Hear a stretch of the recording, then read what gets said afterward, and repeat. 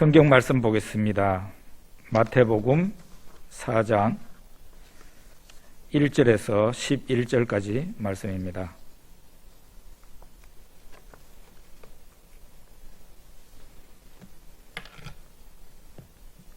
마태복음 4장 1절에서 11절까지 말씀입니다.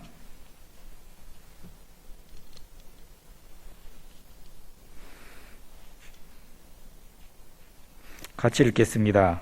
그때에 예수께서 성령에게 이끌려 마귀에게 시험을 받으러 광야로 가사 40일을 밤낮으로 금식하신 후에 줄이신지라. 시험하는 자가 예수께 나와서 이르되 네가 만일 하나님의 아들이거든 명하여 이 돌들로 떡덩이가 되게 하라. 예수께서 대답하여 이르시되 기록되었으되 사람이 떡으로만 살 것이 아니요 하나님의 입으로 나오는 모든 말씀으로 살 것이라 하였느니라 하시니, 이에 마귀가 예수를 거룩한 성으로 데려다가 성전 꼭대기에 세우고 이르되 네가 만일 하나님의 아들이거든 뛰어내리라. 기록되었으되 그가 너를 위하여 그의 사자들을 명하시리니 그들이 손으로 너를 받들어 발이 돌에 부딪히지 않게 하리로다 하였느니라. 예수께서 이르시되 또 기록되었으되 주 너의 하나님을 시험하지 말라 하였느니라 하시니, 마귀가 또 그를 데리고 지극히 높은 산으로 가서 천하 만국과 그 영광을 보여 이르되 만일 내게 엎드려 경배하면 이 모든 것을 네게 주리라. 이에 예수께서 말씀하시되 사탄아 물러가라. 기록되었으되 주 너의 하나님께 경배하고 다만 그를 섬기라 하였느니라.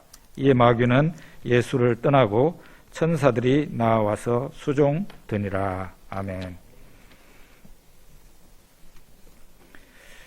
마태복음을 딱 4글자로 요약해서 말을 한다면 임마누엘입니다. 임마누엘.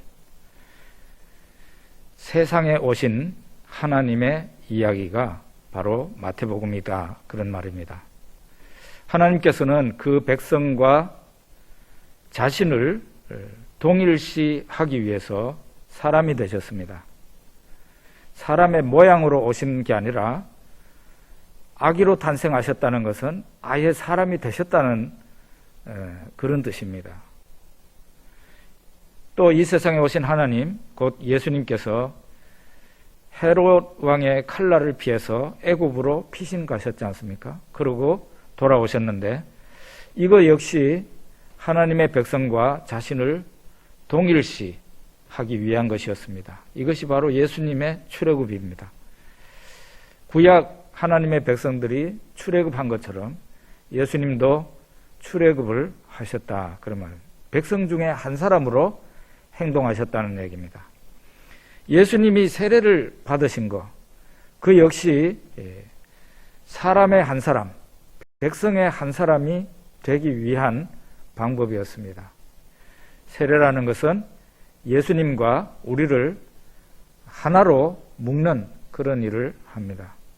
우리가 세례받는 것, 예수님이 세례받는 것, 동일한 의미를 그래서 가지고 있습니다. 우리가 세례를 받는 것은 나를, 예수 믿는 나를 예수님에게 접붙이는 거죠.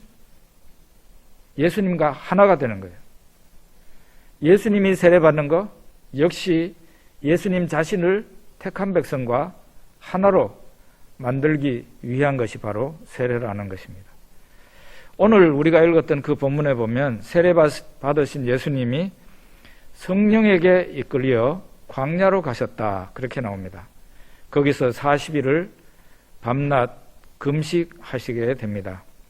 역시 여기도 이 세상에 오신 하나님이 하나님 자신을 하나님의 택한 백성과 동일시 되기 위해서 이렇게 하신 거예요. 동일시 되기 위해서. 오늘 설교 중에는 이 동일시라는 말이 굉장히 많이 나올 겁니다. 동일시라는 말은 좀 어린이들이 듣기에는 어려운 말일 수도 있는데, 그것은 같은 하나님의 백성이 되려고 했다는 거예요. 하나님 백성 안에 한 사람이 되기를 원하셨다는 그런 뜻이에요. 자신과 백성을 일치시키는 거죠. 하나가 되게 하는 것이죠. 자, 이제 우리 마태복음 4장 1절과 2절 같이 읽어보겠습니다. 그때에 예수께서 성령에게 이끌려 마귀에게 시험을 받으러 광야로 가사 40일을 밤낮으로 금식하신 후에 줄이신지라. 성령께서 예수님을 광야로 이끄셨다 그랬습니다. 그래서 예수님이 성령의 인도하심을 따라서 광야로 가셨고 거기에서 마귀에게 시험을 받았다 그랬습니다. 결국 이 세상에 오신 하나님, 곧 예수님께서 자기 자신을 자기 백성과 동일시되도록 그렇게 동일시되기를 원하셨다는, 성령께서 이렇게 인도하셨다는 말은 삼위일체 하나님께서 동일하게 이렇게 역사하셨다는 의미입니다. 예수님이 광야에서 40일 동안 금식하시고, 또 모세는 성경에 보니까 십계명을 받을 때 시내산에 올라가서 40일 동안 금식하고 십계명을 받았다 그랬습니다. 엘리야는 이세벨 왕비를 피해서 도망을 갈 때 로뎀나무 밑에서 나는 이제 죽고 싶다, 하나님 내 목숨을 거두어 주세요 할 때 하나님께서 하나님의 천사를 엘리야에게 보내어서 물을 주고 떡을 주었습니다.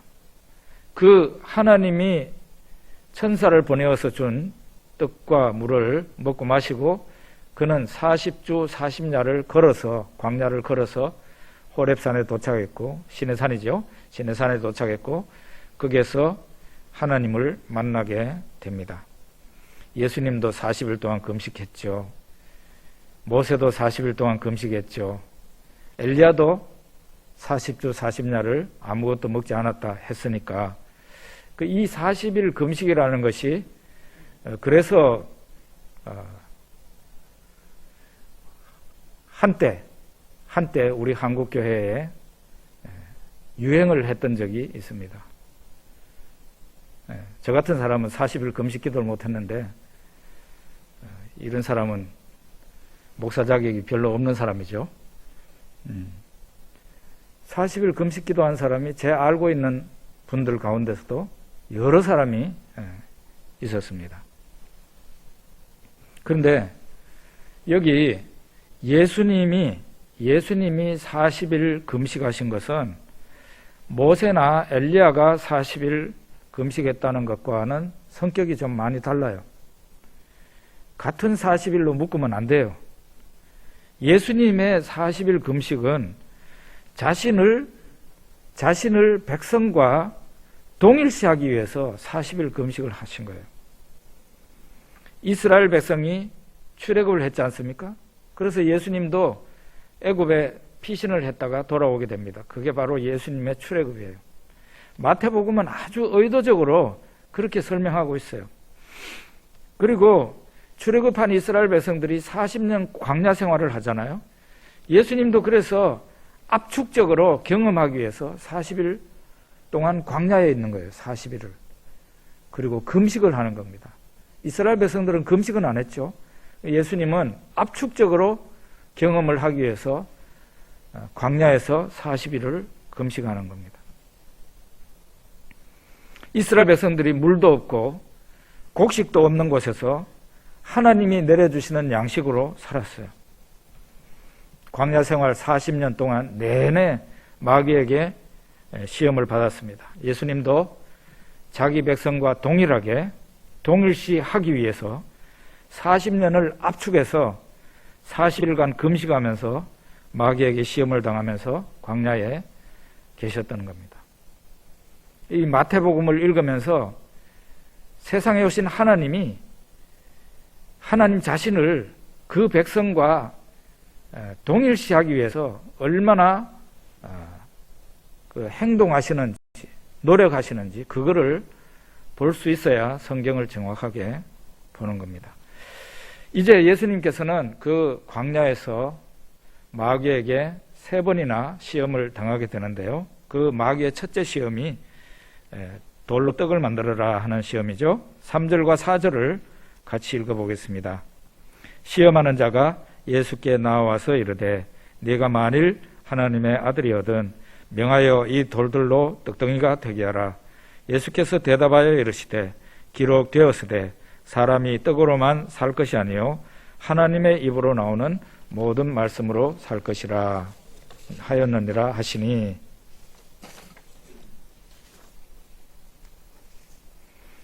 예수님이 40일 동안 먹지도 않고 마시지도 않았으니까 이거는 배고픔을 지나서 거의 죽을 지경이 되었습니다.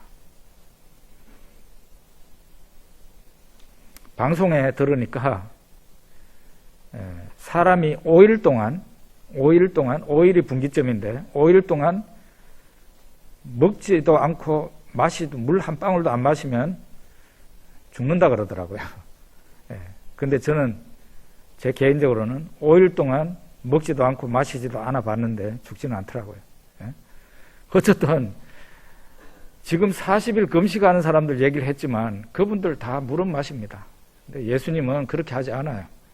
먹지도 않고 마시지도 않고 40일을 보냅니다. 그러니까 예수님은 이게 배고픔을 지나서 거의 죽을 지경이 된 겁니다. 이 죽을 지경이 된 이 예수님에게 마귀가 나타나서 돌로 떡을 만들어라 그렇게 유혹을 합니다. 마귀가 이렇게 말한 거예요. 너는 하나님의 아들이야. 원하면 뭐든지 할 수 있어. 능력이 있잖아. 그러니까 여기에 있는 돌들로 떡을 만들어라. 참 놀라운 것은 만들어 먹으라는 말은 안 했어요. 또 먹으라는 말은 안 하고 돌로 떡을 만들어라 여기까지만 말을 했어요. 왜 그렇게 말했는지 여러분이 한번 상상해 보십시오. 그랬더니 예수님이 넘어가지 않아요. 사탄의 말에 넘어가지 않습니다. 하나님의 말씀이 나를 살리는 거지 밥이 나를 살리는 건 아니다. 이렇게 예수님이 대답을 합니다. 하나님 말씀이 나를 살리는 거지 밥이 나를 살리는 건 아니야. 이것은 예수님이 아담의 범죄, 인류 조상인 아담의 범죄를 완전히 커버하고도 남는 완벽한 승리를 하신 겁니다. 생각해 보세요. 아담은 단 한 번의 유혹에 퍽 넘어갔어요. 단 한 번의 유혹에. 그리고 아담은 배부른 중에, 예수님은 배가 고파서 죽을 지경이었지만 아담은 배부른 중에 선악과를 따먹어서 죄를 지었습니다. 그리고 에덴 동산 맛있는 과일이 많고도 많았습니다. 그런데 그 많고도 많은 과일이 있는데도 선악과를 따먹어서 죄를 지었습니다. 아담은 풍요롭고 넉넉한 가운데서 죄를 지은 겁니다. 그러니까 아담의 죄의 성격은 탐욕이에요. 탐욕. 이미 많은 것을 가지고 누리는데도 더 가지고 싶었으니까 그게 바로 탐욕인 겁니다. 사탄이 예수님에게 말합니다. 너는 하나님의 아들이잖아. 이 돌들을 가지고 떡덩이를 만들어. 이렇게 말을 합니다. 사람들이 사탄이 말하는 이런 종류의 유혹에 막 넘어가요. 그냥. 불신자들은 아예 넘어간 사람들이고 신앙인도 퍽퍽 넘어갑니다. 하나님을 믿는다는 신앙인이 돈다발 앞에서는 막 넘어가는 거예요. 신앙인이라고 하면서 하나님보다는 무엇을 더 든든하게 여기느냐? 통장에 들어있는 돈을 더 든든하게 여깁니다. 우리의 믿음이, 여러분이나 저나 우리 믿음이 정말 이런 식이라면은 우리는 참된 신자인지 의심해 봐야 됩니다. 아닌 건 아닌 거죠.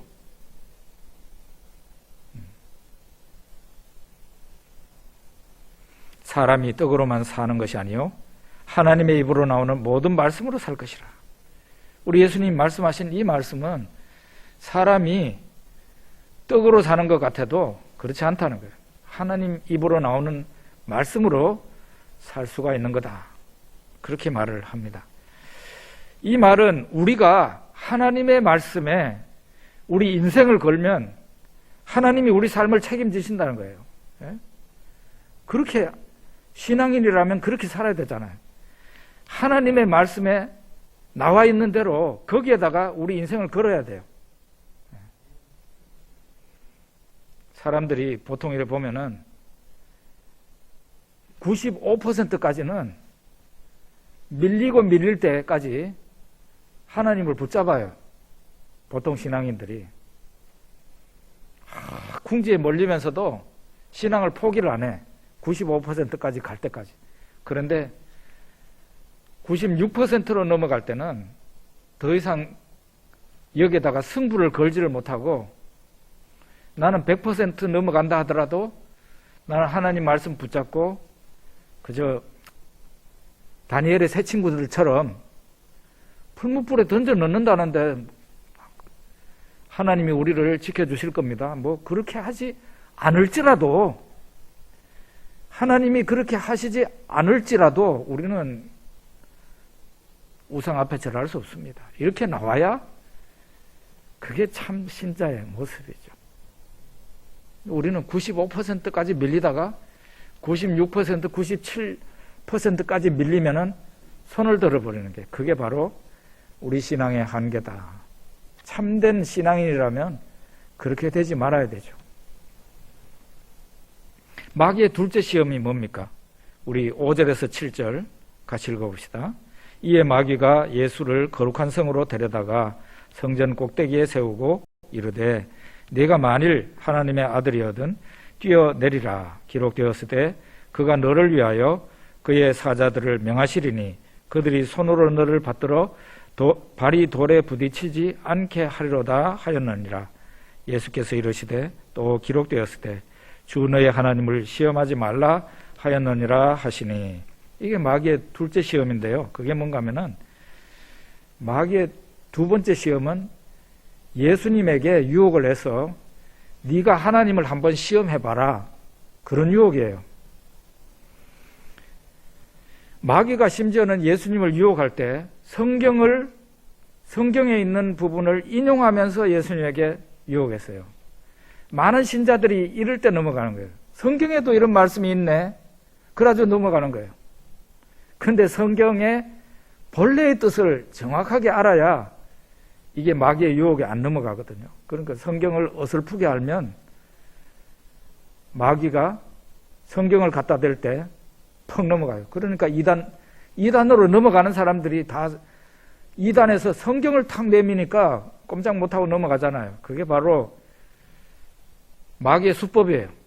성경을 제대로 알지 못하면 넘어가는 겁니다. 마귀가 예수님을 시험한 내용은 이거예요. 성전 꼭대기에다가 예수님을 세워놓고 여기서 뛰어내려 봐. 그러면은 하나님이 성경에 말씀하시기를, 시편에 있는 말씀인데요, 하나님이 천사를 보내어서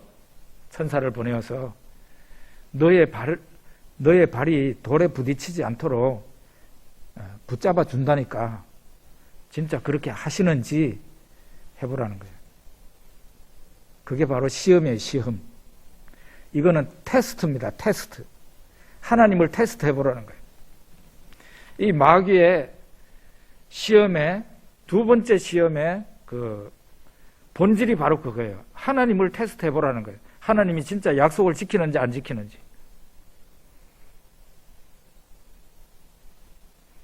여러분, 어른이 아이를 테스트할 수 있습니다. 어쩌면 그건 정상적이에요. 그리고 선생님이 학생을 테스트할 수 있습니다. 그런데 거꾸로 뒤집어서 학생이 선생님을 테스트하려고 달라들고 어린아이가 어른을 테스트하려고 달라들면 이게 뭐가 됩니까? 뭐가 되겠어요? 마찬가지로 하나님은 인간을 테스트할 수 있어요. 그렇지만 일개의 피조물인 자가, 인간이 하나님을 테스트하려고 달려든다? 그거는 아주 불경한 죄예요. 아주 예의 없는 행동이다 이 말이에요. 예의 없는 행동. 심지어는 하나님께 모욕감을 주는 거예요. 그렇잖아요. 모욕감을 주죠.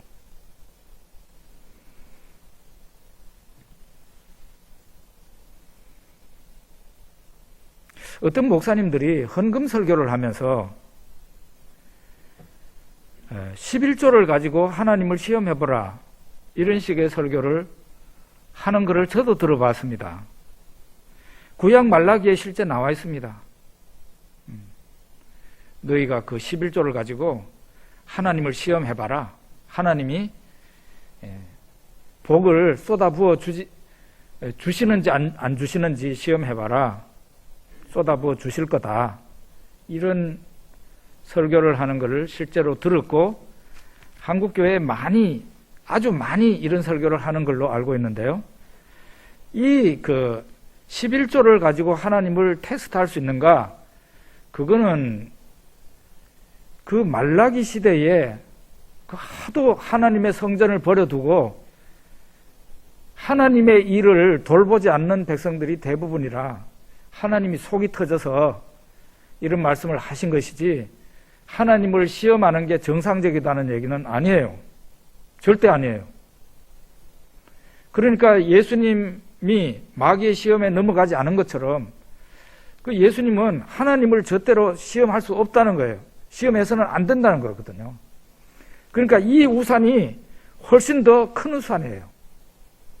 이게 하나님의 보편적인 진리다 이 말이죠. 신약이나 구약이나 하나님을 시험한다는 것은 죄입니다. 그래서 기도원이라는 사람이 양털을 가지고 하나님을 시험하는데 하나님께서 그냥 봐주셨어요. 그렇지만 기도원은 어땠습니까? 아주 죄송한 마음으로, 그게 죄인 줄 알지만 하도 믿음이 자기가 생각해도 없으니까 하나님 용서하세요 그러면서 시험을 하지 않습니까? 이거는 죄라는 거예요. 죄.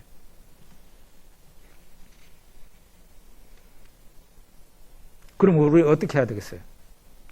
하나님을 시험하려고 하지 말고, 하나님이 약속하셨다 그러면 그 약속을 그대로 받아들이고 믿고 행하면 돼요. 하나님이 말씀하셨잖아요. 하나님이 말씀하시니까 없던 천지도 생겼잖아요. 응? 아무것도 없는 상황에서 하나님이 말씀하시니까 하늘과 땅이 생기고 빛도 생기고 그랬잖아요. 그래서 하나님의 말씀은 그 어떤 눈에 보이는 것보다도 더 확실한 것이 하나님의 말씀이다. 하나님이 말씀하신 것을 의심하지 말고 또 하나님을 테스트하려고 하지 마라. 이게 바로 예수님이 말씀하신 주 너의 하나님을 시험하지 말아라. 세 번째, 마귀가 어떤 시험을 합니까? 8절에서 10절 한번 읽어봅시다. 마귀가 또 그를 데리고 지극히 높은 산으로 가서 천하만국과 그 영광을 보여 이르되 만일 내게 엎드려 경배하면 이 모든 것을 내게 주리라. 이에 예수께서 말씀하시되 사탄아 물러가라. 기록 되었으되 주 너의 하나님께 경배하고 다만 그를 섬기라 하였느니라. 여기에서 마귀가 본색을 드러냅니다. 나한테 경배하라. 그러면은 이 천하 만국의 영광 너한테 주겠다.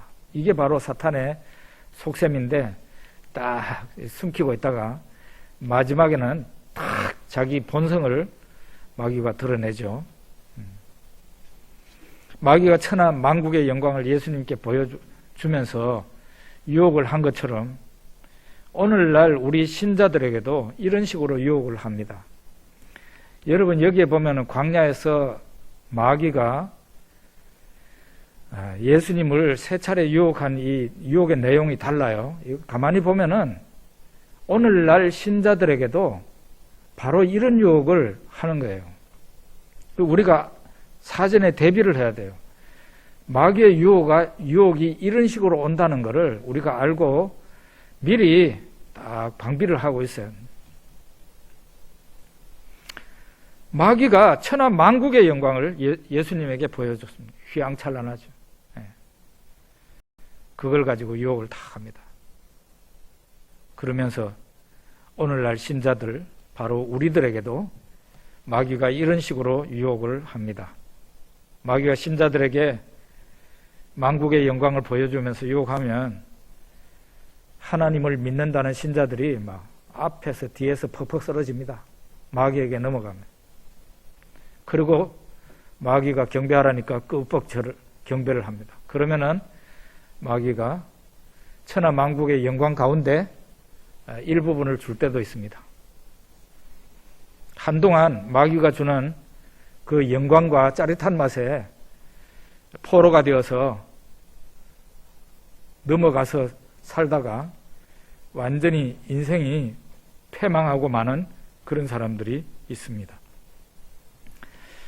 이 대표적인 사람이 바로 발람 선지자죠. 발람 선지자. 이 사람은 하나님을 믿는 정도가 아니라 선지자예요. 선지자.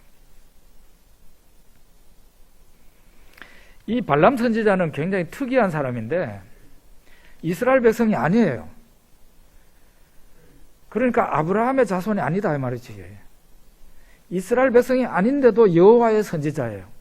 그걸 우리가 생각하게 되면 이 사람이 그 당시 이스라엘 백성 말고도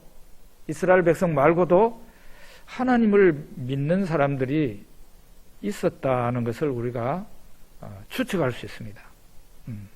이 사람이 어디 사람인가 하면은 바로 아브라함의 고향 거기에 사는 사람입니다. 이 사람이 모압 왕 발락의 부름을 받습니다. 모압 왕 발락이 이스라엘 백성들이 막 광야를 쓸고 오니까 이스라엘 백성들 앞에 막 나라들이 넘어지니까 모압 왕이 너무 겁이 나서 이 발람 선지자를 자기 선지자한테 신하들을 보내어서 부탁합니다. 당신이 오셔서 저 이스라엘 자손들 좀 저주를 해 주십시오. 그러면은 내가 모든 영광과 부귀를 당신한테 주겠습니다. 이렇게 하잖아요. 이게 보면은 선지자라는 사람들이 옛날이나 지금이나 보통 좀 가난한 편이에요. 오늘날 목사님들이 잘 사는 사람들이 있는데 비정상입니다. 목회자는 보통 가난한 거예요. 그냥 믿음을 지키면서 살다가 보니까 하나님께서 배부르도록 안 주시는 것 같아. 그냥 청빈을 강요당하는 게 아니라 청빈하게 살아야 돼. 그게 옛날이나 지금이나 똑같아요. 이게 가난하게 살다가 발람 선지자가 가난하게 살았을 가능성이 굉장히 많아요. 돈 없이 가난하게 살다가 이 모압 왕 발락이 부귀 영화를 약속하니까 여기 눈이 뒤집힙니다. 그래서 여호와의 선지자니까 하나님 뜻을 잘 알 거 아니에요. 에? 그러면 안 된다는 것을 알 거 아니에요. 그런데도 그냥 질질 끌려갑니다. 보이지 않는 그 끈에 이 발락이 끌고 있는 그 부귀영화라는 그 줄에 끌려가요. 그냥 질질 끌려가요. 발람 선지자가 나귀를 타고 가는데 그 가는 길이 이스라엘 백성을 저주하는 길이에요. 하나님이 절대 기뻐하시지 않죠. 그런데 그걸 뻔히 알고 있는 이 선지자가 갑니다. 부귀영화에 눈이 어두워서. 그 가는 길에 아주 좁은 길로 들어섰는데 여호와의 사자가 칼을 빼들고 그 나귀 앞에 섰어요. 그러니까 나귀가 보고 여호와의 사자를 보고 멈춰섭니다. 그러니까 이게 발람 선지자는 왜 이 나귀가 잘 가다가 그냥 서버리지 그래가지고 암만 해도 안 가네요. 그러니까 막 때렸어요. 때리니까 하나님께서 나귀의 입을 열었다 그랬어요. 그래서 말을 하게 했어요. 왜 나를 때리냐고. 나귀가 왜 나를 때리냐. 네가 안 가니까 때리지. 그러니까 나귀가 내가 언제 주인의 말을 안 들은 적이 있느냐고 그렇게 책망을 합니다. 그런 상황에서 하나님께서 발람의 눈을 열어줍니다. 그러자 발람 그 나귀 앞에 여호와의 사자가 칼을 빼들고 있는 것을 그가 드디어 보게 됩니다. 그리고 뭐라 그럽니까? 하나님께서 기뻐하시지 않으면은 내가 안 가겠습니다. 이러죠. 그런데 이게 보면은 마음이 이미 뺏겼어요. 물질과 부귀 영화에 이미 이 발람 선지자의 마음이 뺏겨버렸던 유혹에 넘어간 상태예요. 마음은 이미 거기 가 있어요.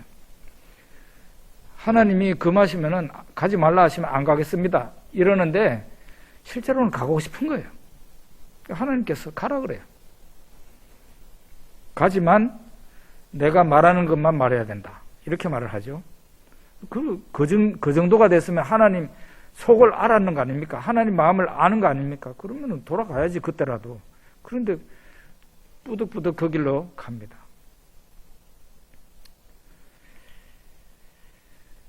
부귀영화에 신앙을 팔아먹는 대표적인 사람이 바로 이 발람인데요. 이런 신자가 되지는 말아야 된다는 거죠. 우리는 신앙에 지조가 있는 사람이 되어야 된다.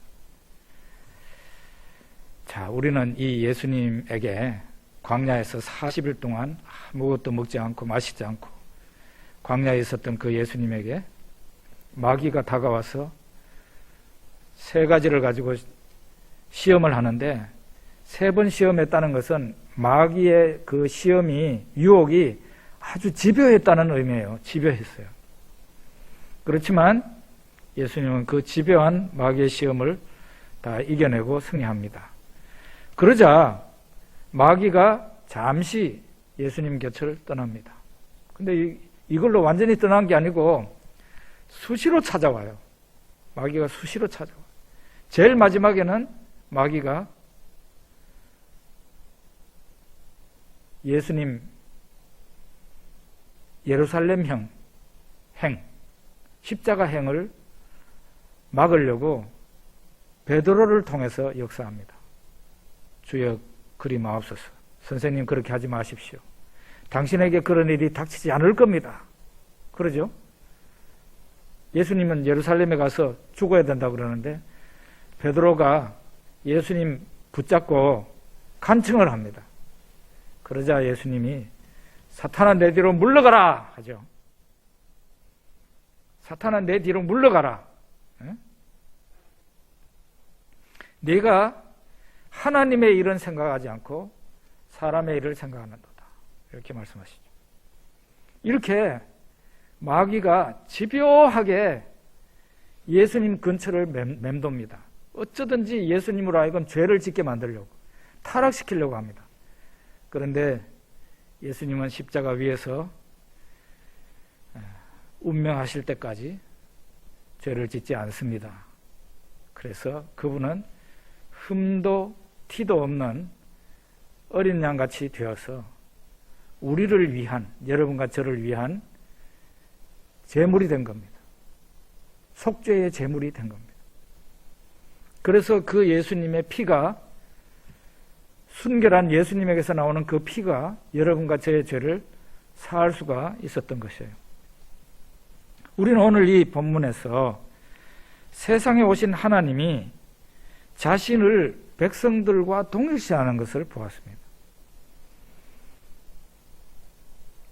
세상에 오신 하나님이 왜 아기로 태어났겠어요? 백성 중에 한 사람이 되기 위해서.